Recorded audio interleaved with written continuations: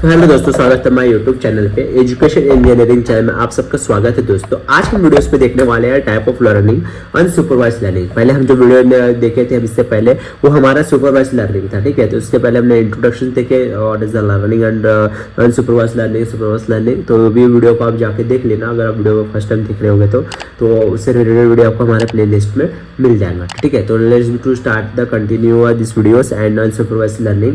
तो starting to पहले मैं आपको एक ही चीज़ बोलना चाहता हूँ, अगर वीडियो को आप फर्स्ट टाइम देख रहे हो या चैनल पर नए हो या फिर चैनल को आपने सब्सक्राइब नहीं किया हो तो बेल आइकन और सब्सक्राइब और लाइक जरूर कर लीजिए और कमेंट पे बता दीजिए वीडियो आप कहाँ से देख रहे हो, ठीक है। और कुछ डाउट्स है, कुछ क्वेश्चन आप हमें कमेंट में बता सकते हो। तो let's be to start continue watching the videos और हमारे वीडियोस को देखते रहिए। कुछ भी मज़े आ रहा है तो आप लाइक कर दीजिए, और क्योंकि हमको पता है कि आपको सारी चीज़ समझ में आती है, सारी चीज़ आप नोट्स करते हो और हमारे वीडियोस को देखते हो, ठीक है। तो गाइस हमारी काफ़ी इंटरेस्टिंग चीज़ होने वाली है अभी। तो गाइस चलो ठीक है, अब हम देखने वाले हैं, ओके। तो हेलो दोस्तों, ठीक है, अब हम देखने वाले हैं। तो अनसुपरवाइज्ड लर्निंग क्या होता है? Unsupervised learning is a type of machine learning in which models are trained using unlabeled data set and are allowed to act on data without any supervisions, ठीक है। First of all the point भाई आसान था। ये ऐसे learning होता है जो मतलब model are train using unlabelled data से, मतलब डेटा जो सेट रहता है अनलेबल रहता है, कोई एक फॉर्मेशन नहीं होता।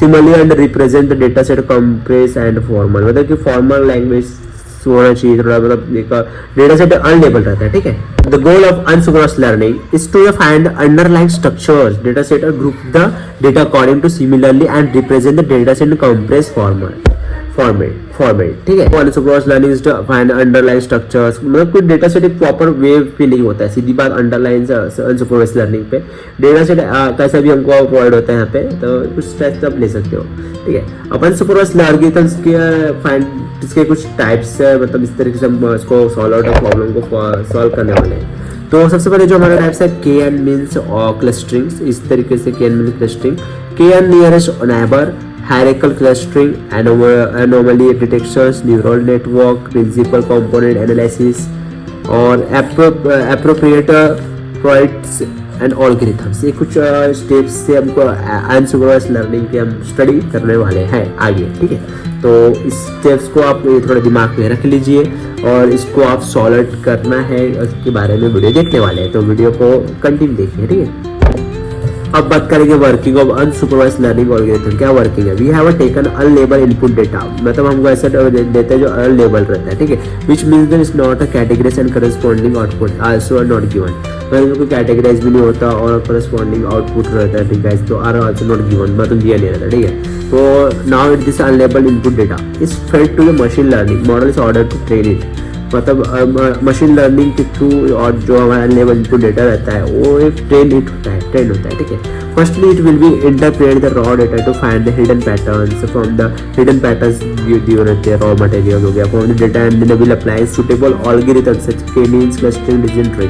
हमको ऐसे डेटा रहता है जो हिडन पैटर्न्स रहते हैं, तो ऐसे डेटा को हमको किस तरीके से हम सॉल्व करने के लिए एल्गोरिथम यूज करते हैं, के मीन क्लस्टरिंग डिसीजन ट्री, इस तरह से एल्गोरिथम हम यूज करते हैं, ठीक है। तो also to apply the suitable algorithms. The algorithm divide the data object into group according to the similarity and the difference between the objects. तो हमारा कुछ जो डेटा है, अब इनपुट डेटा देख लो, यहाँ पे बहुत सारे अनलेबल डेटा, मतलब डॉग्स भी है, कैट भी है, राइट। यहाँ पे जो दिख रहा है आपको ये डॉग्स है, तो ये दिख रहा है नहीं सॉरी कैट है, ये कैट है और ये डॉग है। तो यहाँ पे अनलेबल डेटा है, हमारे पास दोनों डेटा अवेलेबल है, ठीक है। अब इसमें एल्गोरिथम्स को अप्लाई होता है, उसके बाद में इंटरप्रिटेशंस होता है, प्रोसेसिंग्स होती है, तब जाके हमारा जो डेटा होता है, मतलब मिक्सिंग डेटा हो गया ना, mixing data unlabel mixing data, ठीक है। तो कैसा है, ये हमारा डेटा है, तो मिक्सिंग डेटा को यहाँ से हमारा सेपरेट हुआ, डॉग हुआ, एक कैट हुआ, तो इस तरीके से हमारा अनलेबल डेटा रहता है, तो इस तरीके से फाइंड आउट होता है, चलता है, ठीक है। तो ये वर्किंग अनसुपरवाइज्ड लर्निंग का प्रोसेस है, ठीक है। अब हम वीडियो को थोड़ा आगे और बढ़ाते हैं। जो अनसुपरवाइज्ड लर्निंग अब क्यों हमको जरूरी है, अनसुपरवाइज्ड लर्निंग का क्यों यूज करते हैं? फर्स्ट ऑफ ऑल जो अनसुपरवाइज्ड लर्निंग है वो इसे helpful for finding the useful insight from the data, मतलब हमको जो यूजफुल डेटा है उसको फाइंड आउट करने के लिए अनसुपरवाइज्ड लर्निंग यूज होती है, ठीक है। To find the hidden structure of data, सबसे बड़ी important point, to find the hidden structures of the data, ठीक है। उसके लिए unsupervised learning work on unlabel and uncategorized data, इसको किस लिए सीखने के लिए यूज होता है? Learning unlabel and uncategorized data, इसको हम काम में लाने के लिए अनसुपरवाइज लर्निंग का यूज़ करते हैं। Which make a learning for more important, बहुत जरूरी इंपॉर्टेंट। देखो ये बहुत ही इंपॉर्टेंट वाली पॉइंट्स है गाइस, इस पॉइंट को आप थोड़ा नोट कर लेना और डायरी और कॉपी पेन पे, ठीक है। आप बात करते हैं for, an unreal world we do not always have input data with the corresponding output, so to solve which cases we need unsupervised learning, ठीक है। we need world we do not have always input data, मतलब with the corresponding output, or to solve the such cases get supervised learning, ठीक है। types of unsupervised learning machines के कुछ types है algorithm के, या unsupervised machine learning है, इसके कुछ types है, ठीक है। तो आप देखेंगे यहाँ पे क्लस्टरिंग टाइप बनाया गया, ये हमारा क्लस्टरिंग है। एसोसिएशन, इसके सिर्फ 2 टाइप्स है, ठीक है। क्लस्टरिंग हो गया, एक हमारा क्लस्टरिंग हो गया भाई, एक हमारा एसोसिएशन हो गया, ठीक है। तो इसके 2 टाइप्स हमारे पास हमको अनसुपरवाइज्ड लर्निंग के हैं। अब आगे हम इस वीडियो देखने वाले हैं कि इसके 2 टाइप्स को कैसे पढ़ना है और कैसा इसका है, ठीक है। कहते हैं टाइप ऑफ क्लस्टरिंग। अब क्लस्टरिंग की बात करेंगे हम, गाइस क्लस्टरिंग पढ़ेंगे। तो टाइप ऑफ क्लस्टरिंग क्या है इसका? Clustering is the method of grouping the object into clusters so that object with most similarity remain into groups unless are not similarity with the object of another group। मतलब group हमारे साथ बहुत सारा रहता है जो सिमिलैरिटी दिखती है, बट अगर ऑब्जेक्ट के साथ में सिमिलैरिटी नहीं होती है। फॉर एग्जांपल हमने कुछ डेटा लिया है, हमको देखने में तो सिमिलर लगेगा, बट ऑब्जेक्ट्स कैसा रहेगा? डिफरेंस रहेगा। तो हमको पहला पॉइंट्स बता दिया है ऑब्जेक्ट्स में, ठीक है। तो फर्स्ट पॉइंट्स को आप नोट डाउन कर लीजिए, ठीक है। फर्स्ट पॉइंट हमको यहाँ पे बता दिया है। अब आप बात करेंगे क्लस्टरिंग का सेकंड पॉइंट पे। क्लस्टर एनालिसिस जो है, find the communities and between the data object and categorize, ठीक है। यहाँ पे कैटेगराइज हो गया। That search for the presence and absence of their commonalities, ठीक है। तो मतलब उसके प्रेजेंस में रहने पर फाइंड आउट होता है डेटा, अब्सेंस में न रहने पर, ठीक है। तो ये रॉ डेटा हो गया, एल्गोरिथम्स हो गया, आउटपुट हो गया। अब 2 एसोसिएशंस। अब एसोसिएशंस की बात करते हैं। इफ ध्यान भी and association rules is the unsupervised learning method which is used for the finding the relationship between the variable in the larger database, ठीक है। हो गया। if to determine the sets of items that occur together in data set, ठीक है। और association rule maker marketing strategy more effective, ठीक है। Association क्या कहते हैं? मार्केटिंग स्ट्रैटेजीज को बहुत ही इफेक्टिव बनाती है। और determine the set of item and occur with together in data set, ठीक है, डिटरमाइन होता है। इस तरीके से हमारा एसोसिएशन होता है। ये हमारा हो गया हमारा क्लस्टरिंग, ठीक है। मार्केट बेस्ड एनालिसिस, ठीक है। Market based analysis such people who buy item, suppose bread are also traders purchase butter item, ठीक है। ब्रेड की एक हो गया, मिल्क हो गया, आइटम सेट ब्रेड एक मिल्क। तो कैसा हो गया? तो इसमें कैसा हो गया? फर्स्ट पॉइंट तो स्टैटिस्टिकल डेटा एनालिसिस यूज होगा, social network analysis and statistical data analysis, image का सीक्वेंशियल एनालिसिस, एनोमी डिटेक्शंस, ठीक है। तो फाइंड आउट हो गया।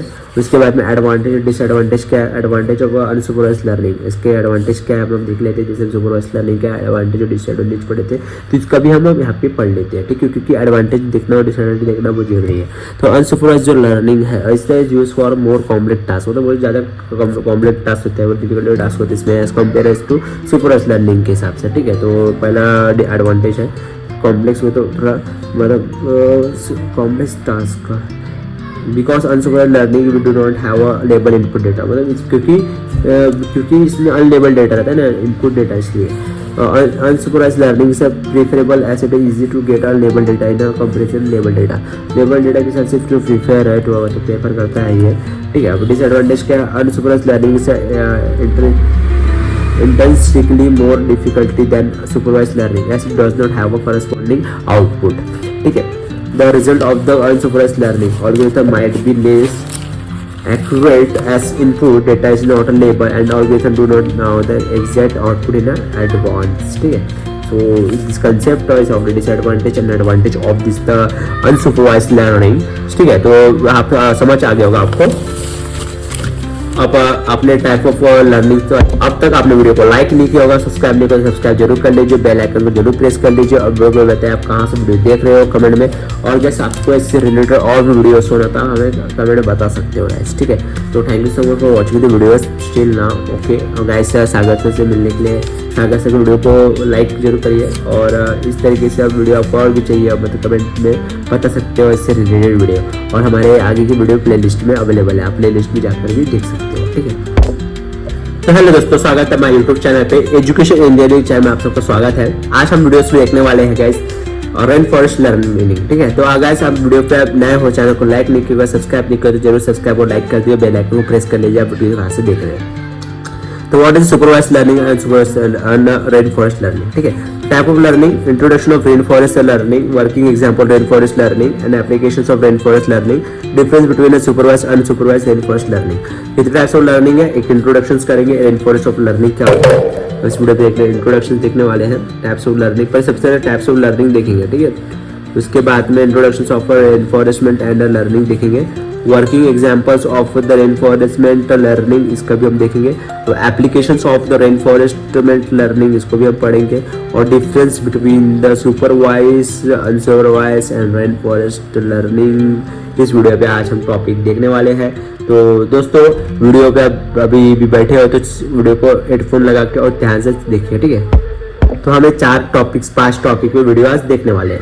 तो वैसे 5 टॉपिक पे वीडियो बना हुआ है, हमारा टॉपिक्स हमने सिलेक्ट कर चुके हैं।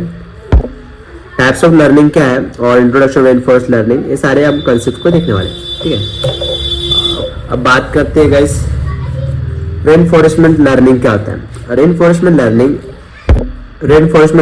is a feedback based machine learning technique in which an agent learn to behave in an environment by performing the actions and seeing the result of actions, ठीक है।